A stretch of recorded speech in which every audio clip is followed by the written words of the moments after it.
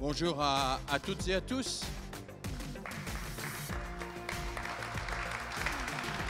Bonjour à ceux et celles qui sont dans cette salle aux Journées des écologistes, aux Journées d'été ici à la Cité fertile de Pantin. Bonjour à ceux beaucoup plus nombreux qui nous écoutent, nous regardent via les réseaux sociaux, via Internet. Et merci d'être parmi nous pour ce débat, cette table ronde dont le titre a été choisi par les organisateurs de ces journées d'été. L'école à l'heure de la pandémie, l'éducation à l'heure du climat. Pour cette table ronde, j'ai le plaisir d'accueillir Rodrigo Arenas. Rodrigo est coprésident de la FCPE. Najat Vallaud-Belkacem, ancienne ministre de l'Éducation nationale et aujourd'hui directrice de One France. Laurence Decoq, enseignante, chercheuse en sciences de l'éducation et en histoire de l'éducation. Alors comment allons-nous organiser ce débat? 4 temps qui vont s'enchaîner très rapidement. Nous ne disposons que de 53 minutes pile, puisque un direct avec l'Amazonie doit suivre cette table ronde. Dans un premier temps, je vais demander aux intervenants en 2-3 minutes de nous dire ce qu'ils ont retenu, les leçons qu'ils ont retenues de la crise sanitaire que nous avons vécue et de la manière dont l'éducation nationale en tant qu'institution, mais l'éducation au sens plus général, avec les familles, avec l'ensemble de la société, a vécu cette crise. Ensuite, nous réfléchirons sur ce qui est en train de se passer pour la rentrée là. Et puis nous garderons du temps, et j'aimerais qu'on en garde quand même pas mal, pour préfigurer une éducation pour le futur, une éducation qui dépasse à la fois la conjoncture de cette pandémie, mais aussi la conjoncture de ce monde productiviste, de ce monde dans lequel nous ne voulons pas, nous refusons d'être enfermés aujourd'hui, ce monde qui ne tient pas compte des enjeux fondamentaux qui sont des enjeux sociaux et écologiques tout en même temps. Alors première question, à Rodrigo, quelles leçons tires-tu, quelles leçons la FCPE dont tu es coprésident peut-elle tirer de ce qui s'est passé depuis le mois de mars jusqu'à la fin du mois de juin, jusqu'aux vacances scolaires? Quelles sont les idées forces que tu retiens de ces événements? Alors normalement, Europe Écologie, après un homme, c'est une femme, mais je crois qu'on va... On va faire en sorte qu'on vient d'univers différents. Mais je vais suivre, c'est toi le maître de cérémonie. On a pris l'ordre alphabétique. Et allons-y. Non, je dis ça parce que à la FCPE, la question du féminisme est devenue une valeur cardinale en cela qu'on a imposé, même si statutairement c'est toujours pas reconnu, une coprésidence paritaire homme-femme, parce que c'est important que dans les symboles aussi, cette notion soit mise en œuvre. Parce que si nous le mettons nous en place en tant que parents, on a peut-être une chance que nos enfants aussi mettent en œuvre cette valeur-là au sein de l'école avec leurs camarades de classe, etc. Et que ça avance plus vite que la décision politique qui parfois met bien du temps à se mettre en œuvre.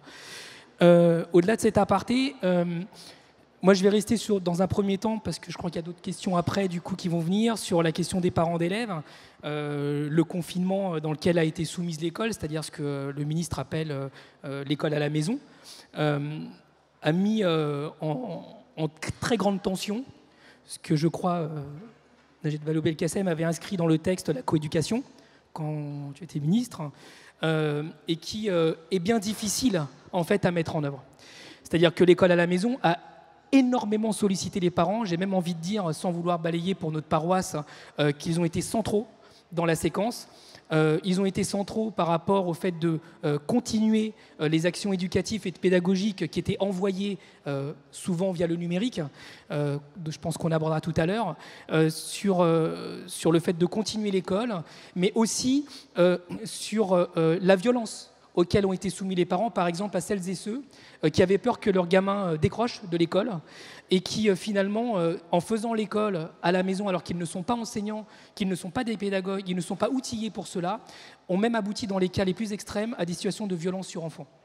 C'est ce qu'on a vécu pendant plusieurs mois, qui a beaucoup de mal à être reconnu, et parce qu'aussi l'école est en retard culturellement, à travailler de façon normale, de façon apaisée, de façon construite et de façon éducative avec des enseignants et des parents qui ne sont pas des enseignants, des parents qui ne sont pas, des enseignants qui ne sont pas des parents quand ils exercent cette fonction à la maison, et que finalement, on a beaucoup de mal à travailler ensemble. Ce que je dis là est aussi valable aussi pour ce qu'on voit en dehors de l'école. Et nous pensons que si nous réussissons à tirer quelque part l'expérience et la leçon que les parents et les enseignants et aussi les élèves, c'est-à-dire nos enfants, il est indispensable que nous travaillions main dans la main pour s'offrir un avenir commun, un avenir apaisé et pacifié. Il va falloir faire cette évolution culturelle dans l'école. C'est, je pense, la principale leçon que je peux tirer en tant que parent d'élève d'une fédération. La responsable du département dans lequel je vis, dans le Rhône, me disait il y a eu une montée en compétences des parents d'élèves pendant cette période de confinement. On ne pourra pas faire comme si ça n'avait pas eu lieu. Est-ce que tu es d'accord avec ce point de vue et quelles conséquences tu en tires? Alors, ça a toujours eu lieu. Les parents ont toujours travaillé avec les enseignants. La question, c'est de où on se parle et de quelle place on se parle. Aujourd'hui, les parents ne sont pas des pédagogues, mais ils lisent de la pédagogie. Par exemple, nous avons un conseil scientifique à la FCPE. Laurence Decoq, d'ailleurs, y a publié. Elle y publie souvent. Nous t'avons sollicité, Laurence, pour faire 10 propositions issues de la société civile que nous avons appelées Rêver Septembre. C'est-à-dire qu'aujourd'hui, la société civile et donc les parents et les fédérations et les parents d'élèves comme moi qui nous engageons, qui avons des choses à dire, on n'est pas juste là pour faire des kermesses, vendre des chocolats, pour permettre aux gamins qui n'ont pas les moyens d'aller au ski. On n'est pas là juste comme des clients de l'école, d'une certaine façon. Nous sommes aussi des acteurs de l'éducation, mais en restant à la place de parents. C'est-à-dire qu'on doit sortir aujourd'hui, et c'est bien l'enjeu qui a eu lieu pendant le confinement, et je pense que nous avons réussi à ne pas tomber dans ce panneau-là, c'est que les parents ne sont pas là pour contrôler l'école. Les parents ne doivent pas contrôler les enseignants, ils doivent rester aussi à leur place, ce qui était une situation qui était très compliquée avant le Covid, avec des parents qui vraiment s'immisçaient dans la classe, mais pas à leur place de parents. Ils s'immisçaient quasiment en essayant d'être égaux avec les enseignants, car ils estimaient qu'en consultant un profil Facebook et en consultant un ouvrage qu'ils avaient lu en diagonale sans l'avoir compris, ils pouvaient devenir enseignants, et le Covid a montré qu'ils ne pouvaient pas le faire, parce qu'enseigner c'est un métier, et que leur arme c'est la pédagogie, quoi qu'en disent les détracteurs. Merci Rodrigo. On va continuer par ordre alphabétique. Alors, Laurence, quelles leçons as-tu tirées de cette période entre mars et juillet? Alors, d'abord, très rapidement, merci pour cette invitation. Je suis ravie d'être là. Mon profil d'historienne me pousse à dire qu'il est encore trop tôt pour tirer des leçons de la lourdeur de cette crise, et qu'évidemment, il va falloir attendre d'en faire une histoire beaucoup plus approfondie pour savoir à toutes les échelles, selon les territoires, selon les catégories sociales, selon l'âge des enfants, etc., ce qui s'est joué à ce moment-là. Parce qu'il s'est joué indéniablement des choses qui sont extrêmement lourdes du point de vue de l'école et qui révèlent à la fois, je dirais, ses failles et ses forces. Du point de vue de ces failles, la première de ces failles est la manière dont l'école est aujourd'hui gouvernée. Lorsque la Covid a éclaté, alors évidemment ça a surpris tout le monde, et ça on ne peut pas reprocher à notre gouvernement d'avoir été surpris, même s'il a mis quand même un petit temps à se réveiller, mais il était à mon avis tout à fait injustifié, pour ne pas dire plus, de prétendre que tout était prêt alors qu'en réalité, rien n'était prêt pour assurer cette fameuse, entre guillemets, continuité pédagogique. Rien n'était prêt du point de vue de l'école publique, mais en revanche, tout était prêt du point de vue de toutes les entreprises EdTech privées qui, elles, en revanche, étaient tout à fait prêtes pour nous alimenter en outils censés remplacer ou fournir des outils aux enseignants. Donc, du point de vue de l'école publique, du point de vue d'une école gratuite, d'une école pour toutes et tous, rien n'était prêt. Et je crois que beaucoup d'enseignants auraient aimé avoir un ministre ou une ministre qui leur dise « Écoutez, nous ne sommes pas prêts, mais nous allons faire ce que nous pouvons et nous serons à vos côtés pour éventuellement vous accompagner. » Ça aurait évité, si vous voulez, un certain nombre de couacs particulièrement humiliants. Alors évidemment, je ne parle pas de la chasse aux fraises, mais il y en a eu tout un tas de gens qui, quand même à la tête du gouvernement, ont régulièrement asséné sans aucun complexe que les profs étaient en vacances, que l'école avait disparu, etc., etc. Ça, c'est pour ses failles. Maintenant, ça a révélé aussi ses forces. Et ces forces, elles sont à double tranchant. La première force, je rejoindrai Rodrigo, c'est que c'est vrai, je pense que la majorité des enseignants s'est adaptée comme elle pouvait à cette situation particulièrement inédite. Elle s'y est adaptée. Moi, j'ai vu passer des choses du point de vue notamment avec les petits. Je pense aux maternelles, je pense aux primaires, parce que c'est sans doute là aussi où c'était sans doute le plus difficile. Je pense aux maternelles dans les quartiers populaires, dans des familles qui ne sont pas forcément équipées. Et j'ai vu des instits prendre leur téléphone, passer leur journée au téléphone, dire « je n'ai jamais autant travaillé de ma vie ». Donc ça, c'est quand même quelque chose qu'il faut saluer, qu'il faut applaudir, qui est à mon avis absolument inédit dans l'histoire des enseignants.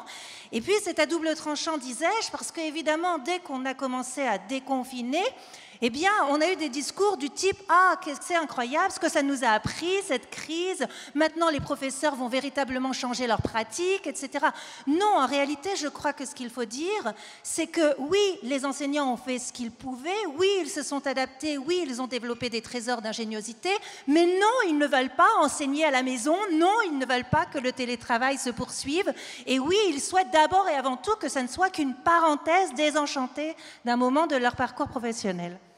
Merci Laurence.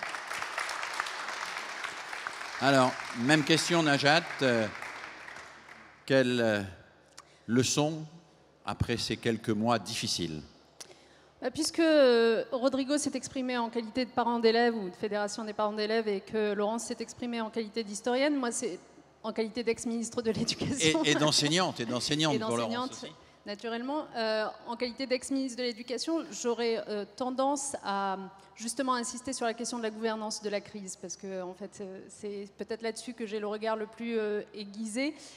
Mais avant d'y venir à cette gouvernance, je voudrais quand même dire que ce que cette crise a permis, étrangement, c'est de donner corps à la notion de coéducation. Elle aurait dû permettre de donner corps à la notion de coéducation qui ne concerne pas que les parents en réalité, qui concerne beaucoup les parents, et je confirme la montée en compétences que tu évoquais, Philippe.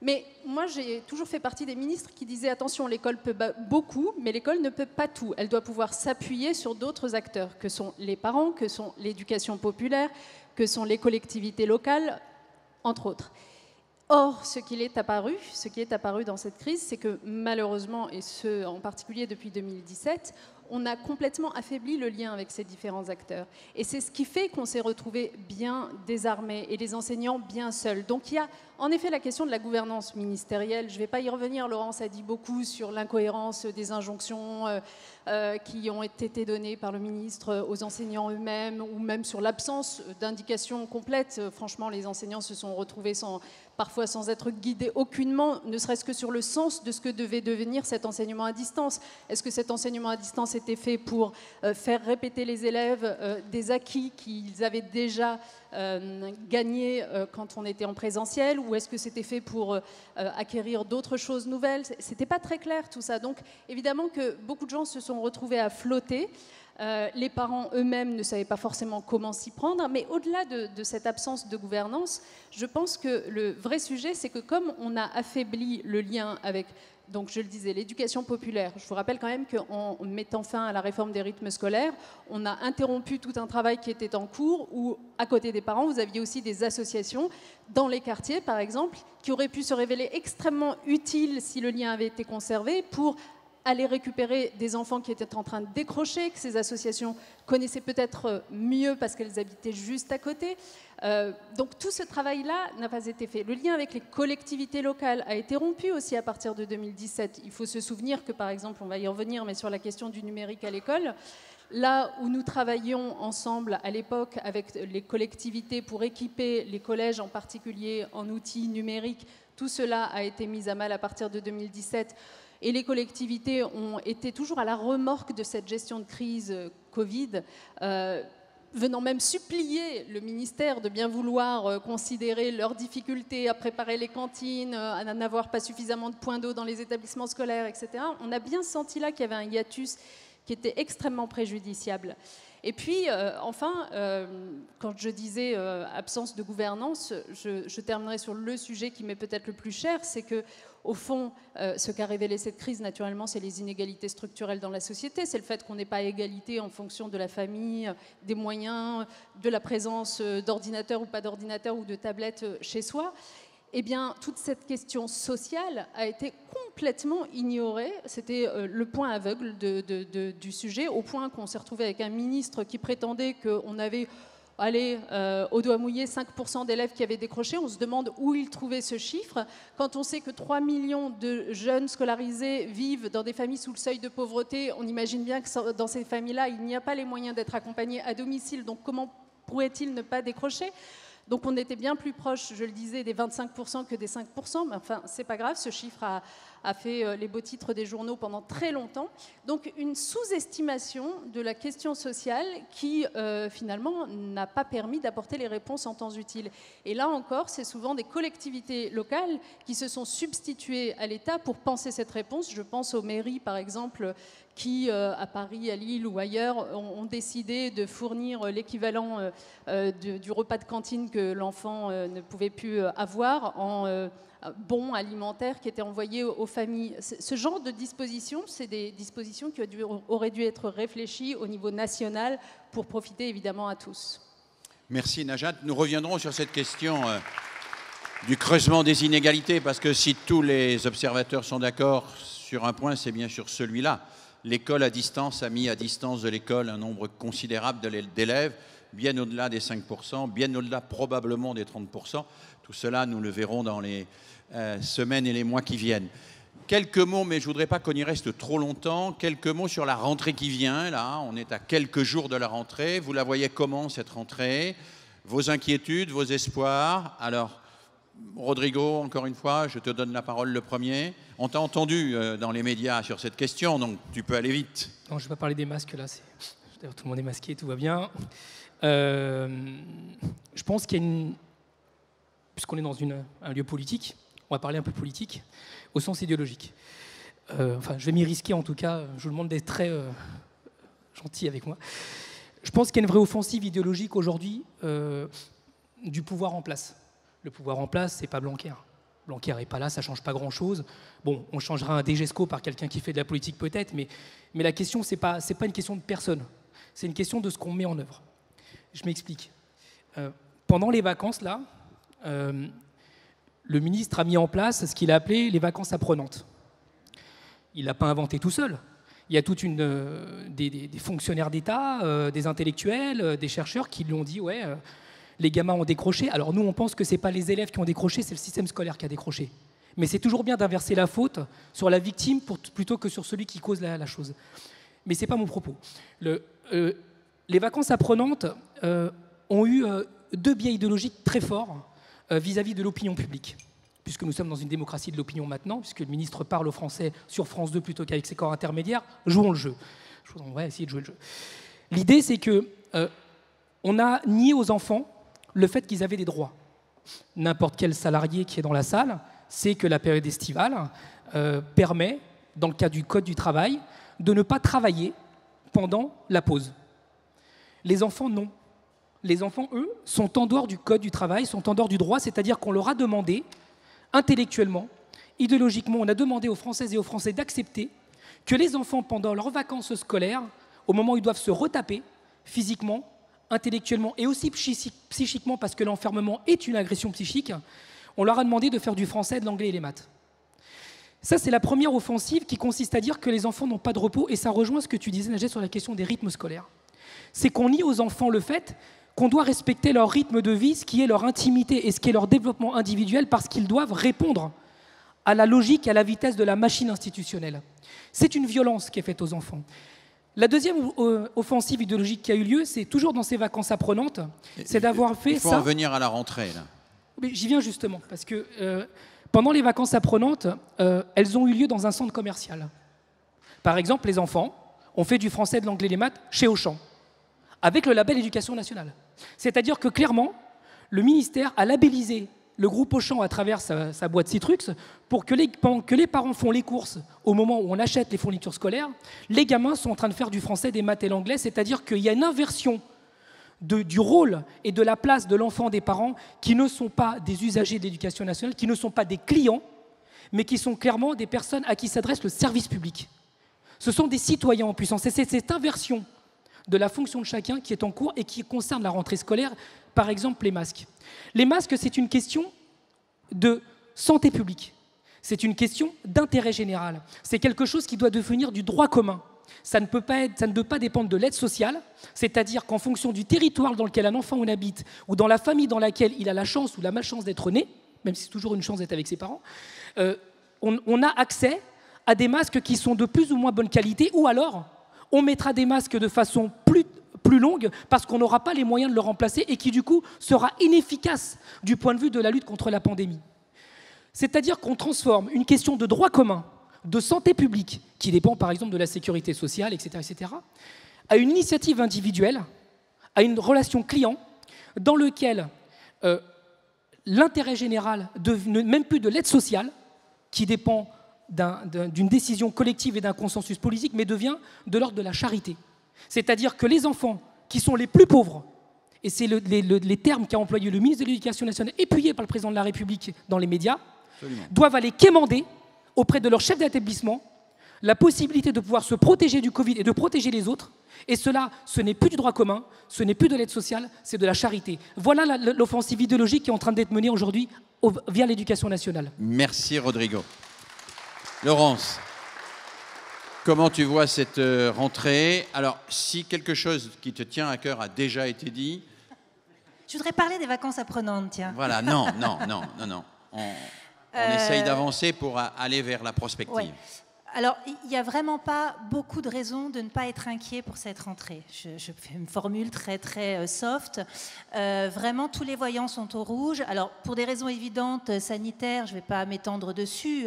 Ça, à la limite, malheureusement, on fait ce qu'on peut avec cette situation et avec des locaux qui, parfois, sont totalement insalubres, enfin, des lycées ou des collèges ou même des écoles qui ne pourront absolument pas appliquer le protocole sanitaire, lequel protocole sanitaire n'arrête pas de changer. Bon, bref, je crois pas. Enfin, ça fait partie des choses inquiétantes. Mais ce qui nous inquiète le plus, nous, en tant que praticiennes et praticiens, c'est que, de manière absolument certaine, nous ne pourrons pas bien travailler pour plusieurs raisons. La première raison, qui est quelque chose que je trouve n'est pas suffisamment dit publiquement, c'est que tous les élèves en France, quel que soit leur âge, quelle que soit leur classe, n'ont pas terminé les programmes. Tous. Il n'y aura quasiment aucun élève, même s'il l'a fait en vitesse avec ses parents, il n'y aura quasiment aucun élève qui passera dans la classe dite supérieure sans avoir terminé le programme. Or, le système qu'on appelle curriculaire, c'est-à-dire l'organisation des enseignements aujourd'hui en France, fait que c'est un programme par an qui commence le 1er septembre et qui se termine le 30 juin. Hein, vous savez, c'est la fameuse course au programme. S'il y a des profs ici, vous voyez de quoi je parle. Et donc, si on n'a pas terminé, de toute façon, en histoire, en tout cas, c'est très clair, on enchaîne sur la suite.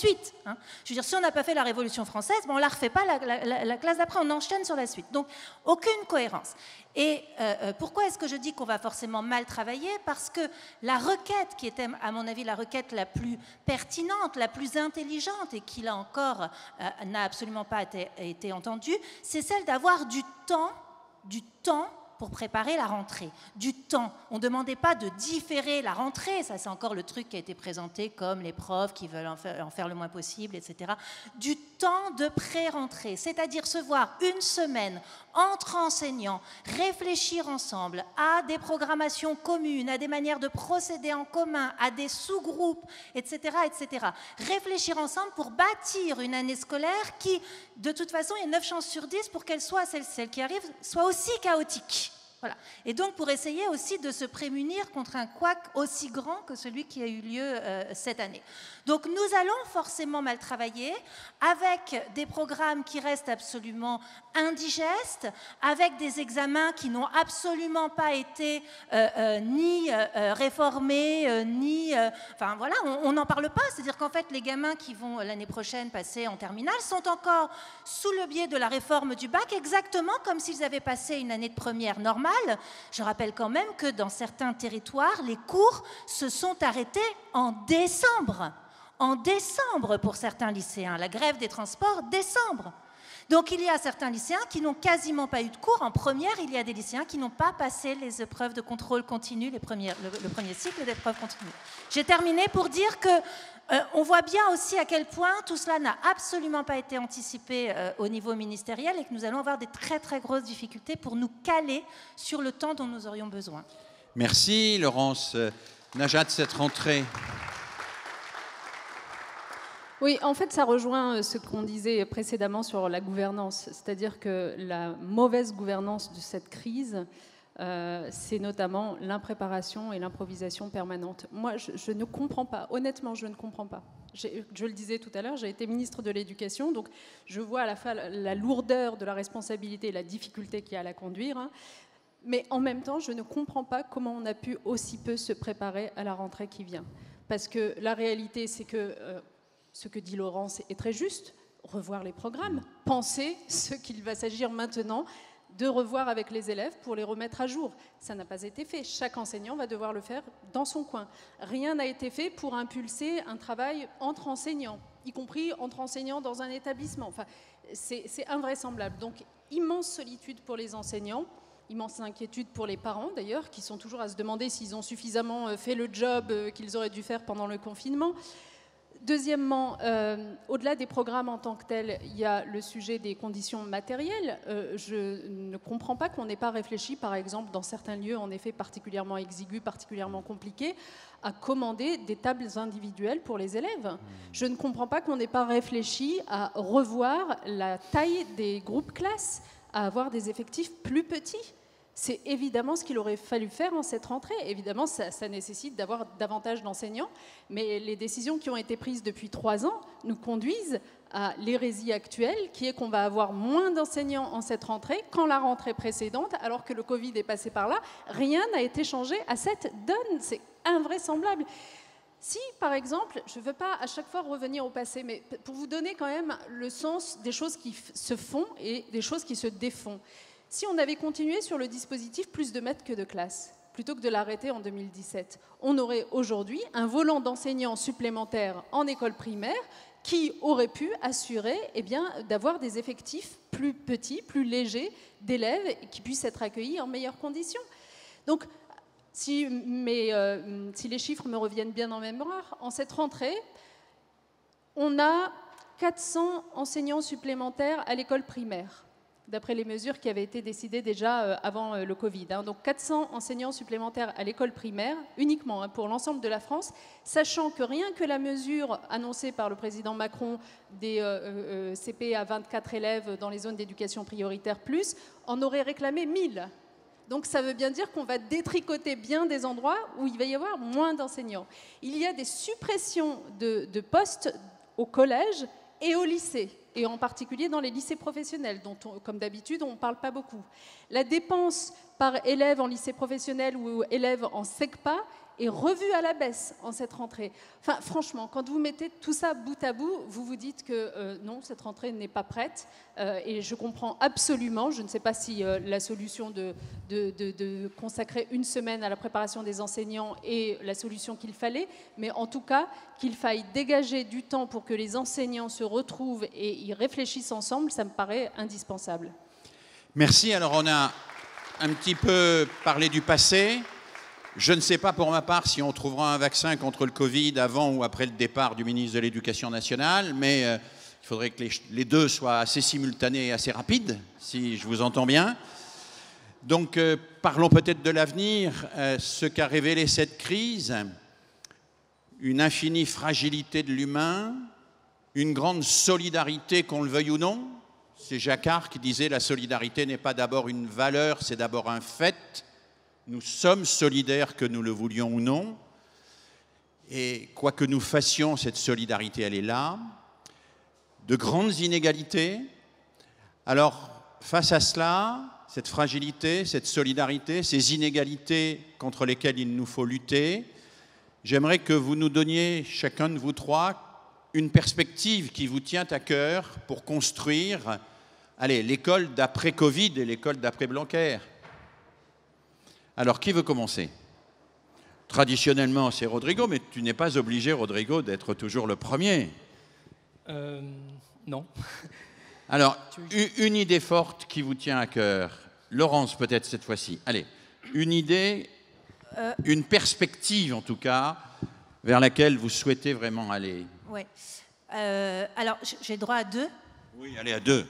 Donc, il y en a une qui me semble vraiment absolument essentielle, qui est de repenser une école publique, émancipatrice, aussi du point de vue matériel, c'est-à-dire du point de vue de sa configuration géographique, urbanistique, et en relation avec les questions de santé et d'environnement. Je trouve que c'est un sujet qui a été totalement abandonné, alors que dans les années 30, quand on fait de l'histoire de l'éducation, on sait que c'était particulièrement travaillé, c'était les années de la tuberculose, hein, donc ce sont les écoles de plein air, etc.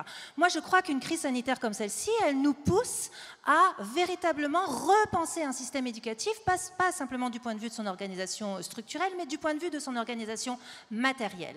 Avec, donc ça c'était ma première idée, avec seconde idée, mais ça c'est pas simplement lié à cette crise, c'est quelque chose que je défends depuis longtemps, mais je crois que la crise en a montré encore une fois l'acuité, qui est d'avoir des programmes scolaires qui ne soient pas simplement des sortes de catéchisme sous la forme de gavage d'oie, hein, où il faut comme ça gaver les élèves, hein, mais qui soient véritablement des programmes qui activent un esprit critique. Alors je sais que le mot est passe-partout, mais la critique, c'est la possibilité d'avoir en face de soi des élèves, des enfants petits et grands qui doutent, des enfants qui nous questionnent, des enfants qui interrogent ce qu'ils apprennent et qui l'interrogent d'un point de vue politique au sens large, évidemment, hein. Je ne parle pas d'un point de vue partisan, mais d'un point de vue politique. C'est quoi cette terre que nous sommes en train de détruire? Est-ce que vraiment, si vous me dites que j'éteins l'eau quand je suis en train de me brosser les dents, je suis en train de sauver la planète, vraiment, est-ce que ça peut suffire?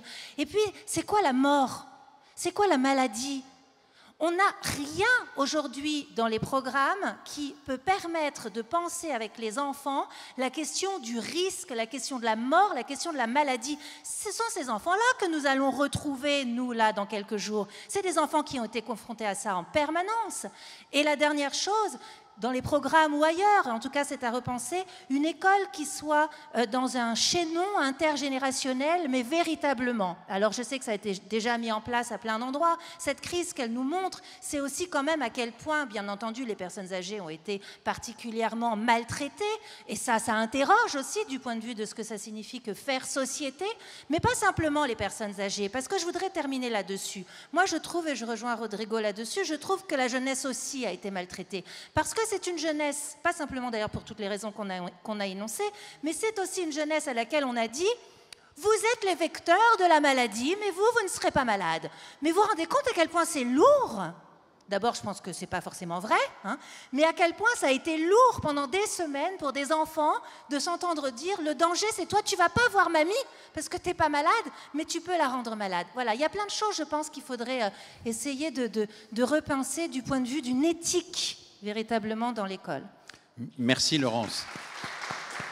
Je sors une seconde de mon rôle de strict animateur pour dire à quel point cet aspect me semble avoir été sous-estimé.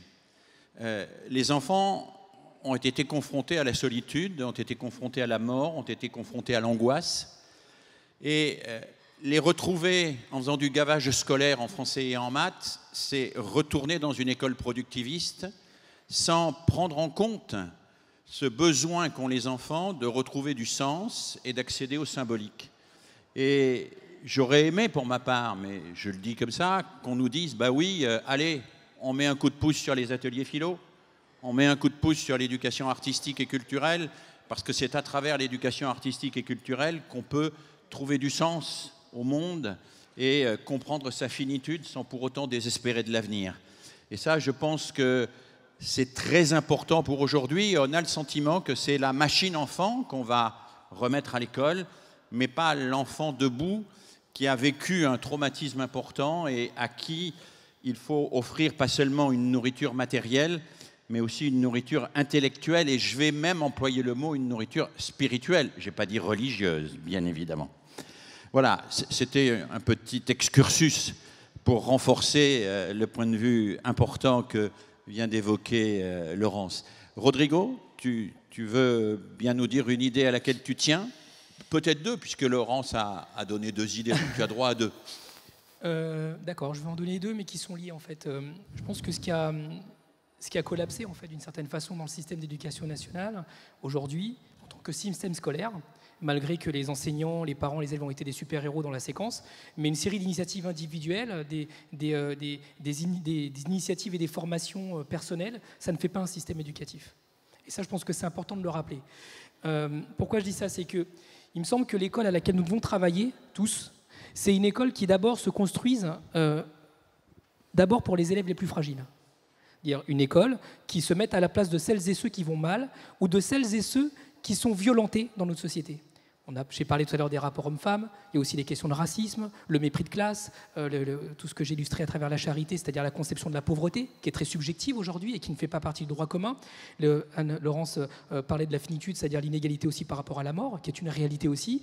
Aussi la question écologique, que la question des interdépendances, comment est-ce que ce que nous faisons en France a une répercussion sur ce qui se passe à l'étranger, et inversement, ce qui se passe à l'étranger a une répercussion sur ce qui se passe en France, c'est-à-dire donner de la perspective à nos enfants, qu'ils ne sont pas seulement ancrés sur leur nombril, sauf en maternelle, d'après ce que dit Piaget, mais ça on peut tout à fait l'entendre, que l'école doit quand même amener à cette conscience que nous sommes interdépendants. Et la question de l'écologie, du déréchauffement climatique, du développement durable sont intimement liées à ce qu'on apprend à l'école. Et pour cela, il me semble qu'une des méthodes, peut-être la méthode qu'avait mis en œuvre notre regretté Bernard Stiegler, de recherche contributive, n'est plus que jamais à l'ordre du jour. Il nous semble qu'aujourd'hui, pour apporter des réponses, c'est-à-dire être solutionnologue et pas seulement problémologue de la situation dans laquelle nous sommes, il nous semble que les chercheurs, les parents, les enseignants, les élèves à qui on donne rarement la parole, sauf quand on veut se donner bonne conscience, ou cautionner des dispositifs auxquels ils n'ont pas participé, mais aussi toutes celles et ceux qui s'intéressent à la question scolaire, à la question éducative, doivent pouvoir aujourd'hui réfléchir collectivement, chacun de son point de vue, mais ce n'est pas le café du commerce non plus. C'est-à-dire que vraiment, je pense que nous sommes en mesure aujourd'hui, à travers ces techniques de recherche contributive, d'ailleurs qui se sont développées en Seine-Saint-Denis sur le territoire de Plaine Commune, à Plaine Commune, sur les territoires apprenants, il nous semble qu'il y a maintenant, non pas une expérience, mais il y a un point d'étape sur 3 années de comment est-ce que tout ce microcosme qui fait l'école peut travailler ensemble pour se réinventer un avenir qui en plus est déjà présent dans plein de territoires. Et je pense que ça donne, c'est cette méthode-là, c'est cette envie-là, c'est cette responsabilité-là qui va non seulement nous donner de l'espoir, mais qui va aussi nous rendre acteurs de notre proche changement parce que, indéfiniment, je te le disais en se marrant tout à l'heure, mais celles et ceux qui nous ont conduits là où nous sommes aujourd'hui, c'est quand même celles et ceux qui, d'un point de vue systémique, ont construit la France dans laquelle nous sommes. Nous ne pouvons plus laisser les clés à celles et ceux qui nous ont amenés à la catastrophe dans laquelle nous avons été. Nous ne pouvons plus laisser les clés sans en avoir conscience qu'aujourd'hui, on ne peut plus, désolé de revenir à ça, des masques seulement aux enfants qui sont pauvres. Cette vision de mère patronesse, ce n'est plus acceptable. Nous avons besoin de nous réapproprier l'école d'un point de vue citoyen pour nous réinventer un avenir, mais dans les interdépendances, en France, mais aussi vis-à-vis de tous les habitants de notre planète, et y compris de celles et ceux qui ne sont pas des êtres humains, mais que souvent nous écrasons d'un pied, résolument, parce que nous pensons être très supérieurs, ne serait-ce qu'aux abeilles. Nous l'avons vu dernièrement avec les néocodines dans l'élevage et le retour des pesticides dans les champs. Merci. Merci Rodrigo. Merci d'avoir aussi évoqué le nom de Bernard Stiegler. Je crois que nous sommes nombreux à avoir suivi ses travaux depuis de nombreuses années. J'étais pour ma part un compagnon très proche de Bernard Stiegler et j'ai beaucoup travaillé avec lui. Cette idée d'une économie contributive, cette idée qui n'est autre qu'une manière nouvelle de présenter au fond la coopération, telle que Célestin Freinet, par exemple, l'avait théorisée, ça me paraît une idée forte, une idée centrale, une idée d'avenir. Si la coopération ne devenait plus simplement un supplément d'âme, quelque chose qu'on réserve à l'économie sociale et solidaire, quelque chose qu'on fait de temps en temps dans l'heure de vie de classe ou dans un projet ici ou là, mais si ça devenait le cœur même de notre activité éducative, mais plus généralement de notre activité humaine, je pense qu'on aurait fait un grand pas pour changer de paradigme. Alors, Najat, c'est difficile de demander à une ancienne ministre de dire quelles seraient les 2 perspectives, parce qu'elle en a sûrement beaucoup, beaucoup plus que cela. Mais allez, tu as droit à 3. C'est gentil. Non, mais moi, je voudrais repartir de l'élève, de l'enfant, et en repartant de tes propos de tout à l'heure sur l'expérience par définition terrible et angoissante qui a été celle des enfants pendant cette crise du Covid. Alors, je suis désolée parce que je tends à nouveau le bâton pour me faire battre à tous ceux qui considèrent que j'ai un peu trop mis l'élève au centre, parce que c'était devenu un gros mot de mettre l'élève au centre, mais moi, je continue à trouver que c'est important.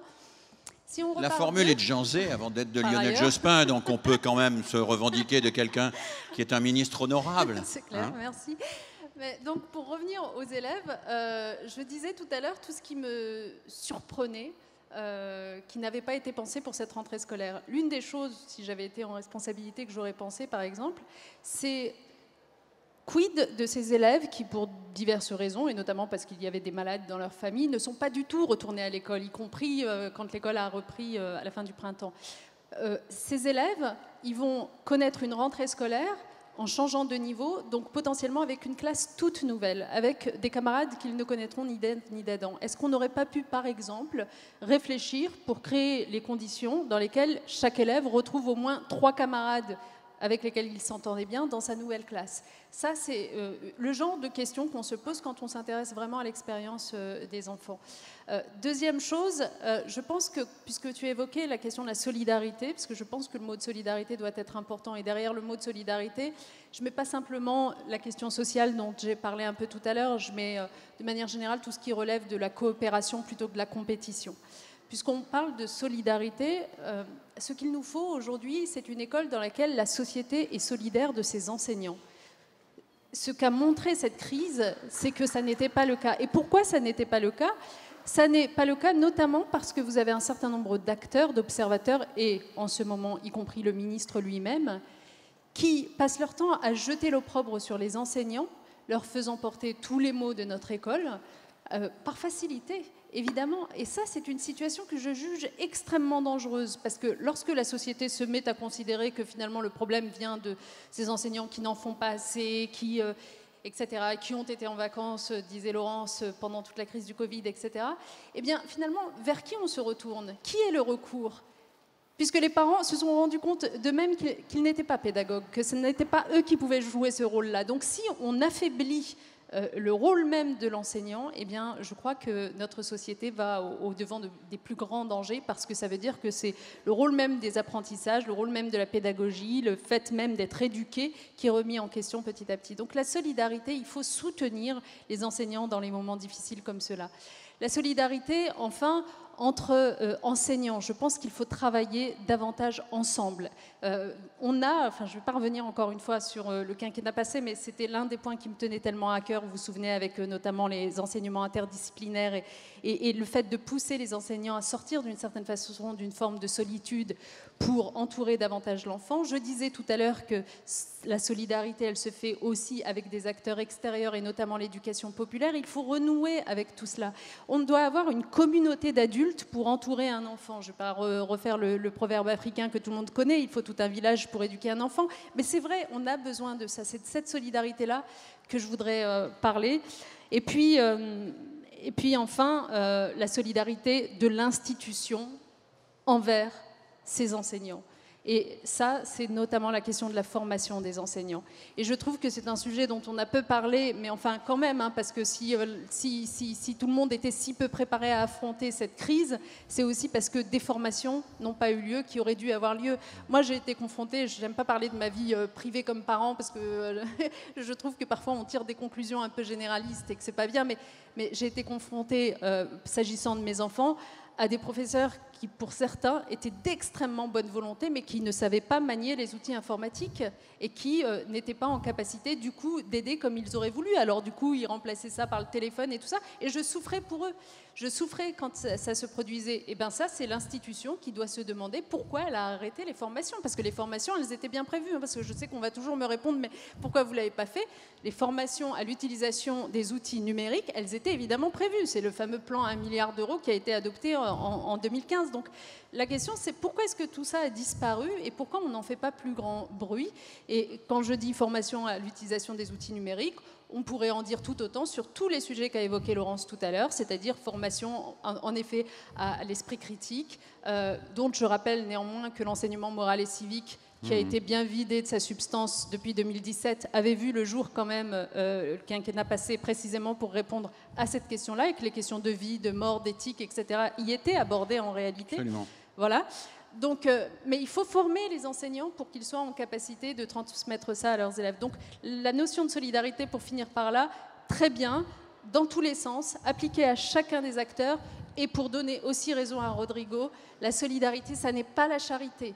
La solidarité, ça n'est pas, en effet, quelques familles les plus pauvres qui viennent demander à chaque fois au cas par cas, pour reprendre la terminologie gouvernementale, si on peut avoir quelques masques. Non, la solidarité, ça se pense de façon institutionnelle. La solidarité, c'est, par exemple, avoir des fonds sociaux qui soient à la hauteur et pas qui auront été divisés par 2, comme ça a été le cas par ce gouvernement. Donc, on ne vienne pas nous faire la leçon après.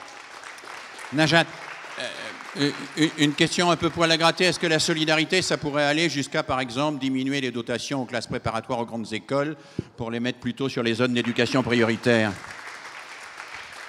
Je ne sais pas si Vincent Payon est là.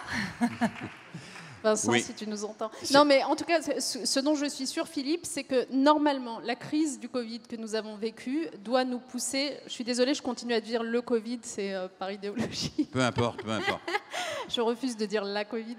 Non, enfin bref, la crise Covid doit nous pousser normalement à aborder des sujets, y compris les sujets les plus compliqués, les sujets les plus difficiles. Et donc, par définition, la question des solidarités, elle pose la question parfois des suravantages donnés à certains par rapport au manque de moyens pour d'autres. Et des critères de dotation aux différents lieux et acteurs de l'éducation nationale. Il me reste 2 questions et il nous reste moins de 10 minutes. Alors, je vais vous poser les 2 questions et je vais vous demander de répondre en 1 ou 2 phrases sur les 2 questions parce qu'elles sont prévues et j'aimerais quand même vous entendre. La première, c'est sur la question du numérique. La place du numérique dorénavant dans l'enseignement, vous la voyez comment, avec quelle garantie et quelle formation, quel encadrement pour ce numérique-là? Najat peut commencer puisqu'elle a le micro. Oui, si vous voulez. Moi, je trouve que l'une des choses aussi qui est apparue pendant la crise, je ne sais pas s'il y a des enseignants, peut-être qu'il y en a parmi nous, mais une des choses qui est apparue, c'est que on a besoin du numérique. Le numérique ne remplace évidemment pas l'enseignant. Ne me faites, je vous en prie, pas dire ce que je ne dis pas. Le numérique est un outil au service des apprentissages. Le numérique peut rendre d'immenses services en termes de logiciels de gestion de classe, de gestion de rendu des devoirs, etc., d'évaluation progressive. Ça ne remplace pas l'apprentissage en physique. On a eu besoin du numérique et on s'est rendu compte de quoi? Que malheureusement, on n'était pas préparé du tout. Comme je le disais, il y a quelques explications que j'ai essayé de donner en rappelant que des démarches en cours avec le plan numérique ont été interrompues. Je vous rappelle que le plan numérique, c'était donc de la formation des enseignants, c'était de l'équipement numérique des élèves, donc en tablette notamment, et c'était également des investissements en contenu. Donc on aurait dû avoir des logiciels, par exemple, tout ce que je suis en train d'évoquer aurait dû exister et fourni par la puissance publique. Comme tout ça a été arrêté, ça n'était pas fourni par la puissance publique. Énormément d'enseignants ont été obligés, d'une certaine façon, de se jeter dans les bras des GAFAM, avec l'utilisation d'outils type WhatsApp, Zoom ou que sais-je. Et qui sont les grands vainqueurs de cette crise. Clairement les grands vainqueurs de cette crise, avec une gestion des données personnelles des élèves complètement chaotique. Et franchement, il y a de quoi vraiment être angoissé sur cette question aujourd'hui. Donc moi, je ne jette absolument pas la pierre à ceux qui ont été amenés à faire ça, ils n'avaient pas de choix. Mais ce qui est sûr, c'est qu'en termes de souveraineté numérique et éducative, on n'a absolument pas été au rendez-vous. Et aujourd'hui, ça doit être la priorité des priorités. Parce qu'en arrêtant le plan numérique, ce qu'on a arrêté aussi, c'est tout un écosystème d'acteurs, y compris français, qui nous garantissaient une gestion des données propres et qui, en fait, ont vu leurs ailes coupées, qui n'ont pas pu se développer comme ils auraient pu. Je pense, par exemple, à une entreprise comme UnoY, qui est une entreprise française, ce que le nom ne dit pas, mais c'est français, et qui avait, y compris au-delà de l'aspect matériel, la tablette, etc., un cloud dans lequel la sécurité des données était absolument garantie et qui a eu les plus grandes difficultés économiques. Donc, aujourd'hui, il nous faut retrouver une exception éducative, ne pas laisser l'éducation aux seules forces du marché et sur la question de l'éducation, y aller vraiment. Ça veut dire, Najat, qu'il faut des logiciels libres dans l'éducation nationale et pas Microsoft. Ça veut dire qu'il faut des moteurs de recherche libres et pas Google. Et ça veut dire qu'on a une vraie politique volontariste à mener dans ce sens-là. Rodrigo, un mot sur le numérique et puis Laurence, et une dernière question de conclusion après à chacune et à chacun. Ouais, ça reprend tout ce que tu dis là. Après, la France, elle n'est pas prête à ça. Par exemple, nous avions demandé au ministère de faire appel au monde du logiciel libre, parce que la FCPE travaille avec eux, les Quadratures du Net, etc., pour proposer notamment des applications en open source pendant le confinement. Et il s'avère que nos propres forces ne sont pas en mesure de fournir à l'échelle industrielle ce type d'application. Najat, oui. Ce que tu dis. Je pense que le livre de Naomi Klein, Théorie du choc, et le livre de chevet de Jean-Michel Blanquer et d'Emmanuel Macron, c'est-à-dire qu'effectivement, ils n'ont pas inventé le Covid, hein, rassurez-vous, c'est pas ce que je suis en train de dire, mais par contre, ils ont saisi l'occasion pour commercialiser l'école. Et la commercialiser pour permettre justement la pénétration de ce que tu nommes les GAFA dans l'éducation nationale. Aujourd'hui, il y a plein d'écoles qui, dans les conseils d'administration ou des établissements, qui votent des délibérations pour équiper les écoles avec Microsoft et l'environnement en toute bonne foi. En toute bonne foi. C'est-à-dire que les écoles, concrètement, permettent aux enfants d'être des clients. Maintenant, pourquoi je dis ça? Je pense que je vais revenir à Bernard Stiegler 2 secondes. Oui, je t'en prie. Il faut aller vite, ouais. Rodrigo. Je pense qu'il faut aujourd'hui que la France finance des thèses, des centaines de thèses, avec des directeurs de recherche, pour qu'on comprenne ce qui se passe dans le monde du numérique. Parce qu'on ne sait pas ce qui s'y passe. Et un service national du numérique. Et par répercussion, une école qui suive, qui est ce qui est produit d'un point de vue de la science, et arrêter de travailler l'introduction du numérique en se référant à Facebook et à Twitter. La science, c'est sérieux. L'université, c'est sérieux. Nos enseignants sont sérieux. Et si l'université ne fait pas son travail, si elle n'a pas ses moyens, nous allons nous appauvrir et être désappropriés technologiquement et devenir dépendants des GAFA. Merci. Rodrigo, un mot sur le numérique, mais très vite. Hein. Moi, c'est Laurence. Non, j'ai dit merci Rodrigo. J'ai dit Laurence, à toi, un mot sur le numérique. Pardon. Non, très vite, parce que je suis d'accord absolument avec tout ce qui a été dit. Ça rejoint aussi ce qu'on disait tout à l'heure, c'est-à-dire qu'il faut une formation critique à l'usage du numérique. Et l'histoire aussi, de ce point de vue-là, nous apprend un certain nombre de choses. Et en particulier, à chaque fois que la machine est venue s'immiscer dans le monde du travail, il a été très difficile d'empêcher que l'homme devienne esclave de la machine. Et pourquoi? Parce que précisément, il n'y avait pas cette connaissance de la machine, mais il y avait une croyance dans les vertus magiques de la machine. Et c'est ça qu'il faut à tout prix éviter. Alors, on peut rappeler Bernard Stiegler aussi. Hein. Le cerveau humain, disait Bernard, je ne m'habitue pas à l'imparfait, n'est pas une machine à calculer, mais une machine à arbitrer. Quand on calcule, il n'y a qu'une solution. Quand on arbitre, il y en a toujours au moins deux. Hein. Et le politique, c'est arbitrer, c'est pas calculer, et c'est pas faire croire aux gens qu'il n'y a qu'une solution, celle qui se calcule. Alors, une dernière question, mais qui est une question... Je n'ai pas dit aux organisateurs que j'allais vous la poser, parce qu'ils m'auraient interdit de vous la poser, parce qu'elle est, chez les écolos, extrêmement conflictuelle. Sur les réseaux sociaux actuellement, on voit fleurir toute une série de propositions de gens qui disent « On a vu que l'école à la maison et l'instruction en famille, ça pouvait marcher et ça marchait bien. Eh bien, pourquoi on ne préférerait pas ça à l'éducation nationale ?» Alors, au fond, j'ai envie de vous poser la question aux uns et aux autres.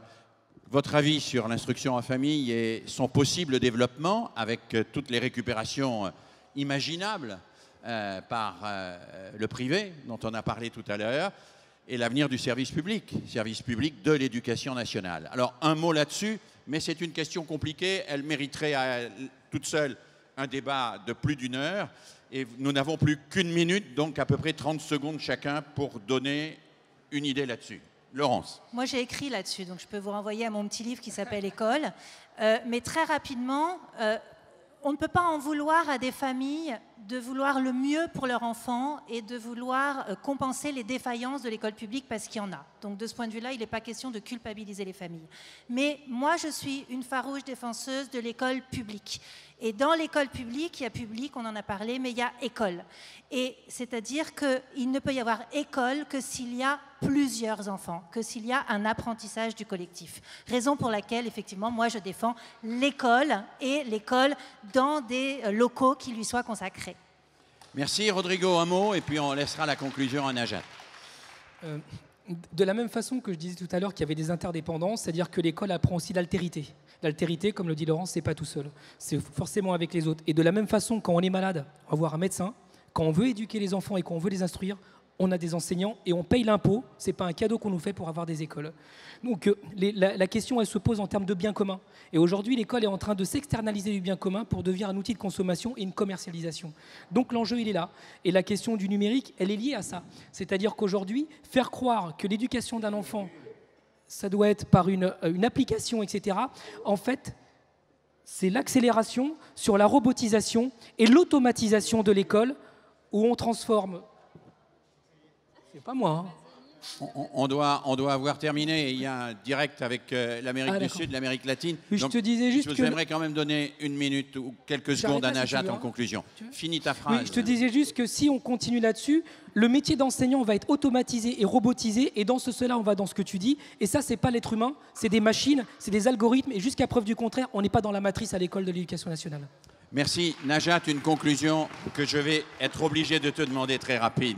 Je suis vraiment confus. Non, mais moi, je suis évidemment pour l'école publique. Tout parent a peut-être fait l'expérience d'avoir un enfant en très bas âge qu'il fait garder soit par soi-même, soit par une assistante maternelle, puis ensuite qu'il mette à la crèche. Et tout parent se rend bien compte de ce que ça apporte à son enfant, en effet, que de faire la découverte du collectif, de quelque chose qui dépasse les simples caractéristiques de cet enfant, de quelque chose qui est une alchimie et qu'on ne trouve que dans l'altérité, que dans la rencontre des autres, donc évidemment pour l'école publique. Merci à toutes et à tous. Merci Rodrigo, merci Najat, merci Laurence. Merci à vous qui êtes ici à la Cité Fertile de Pantin. Merci également. Désolé de ne pas avoir pu donner la parole à la salle. Nous avons commencé en retard. Nous finissons à peu près à l'heure. Merci d'évacuer rapidement la salle, s'il vous plaît, sans enlever vos masques. Merci, à bientôt.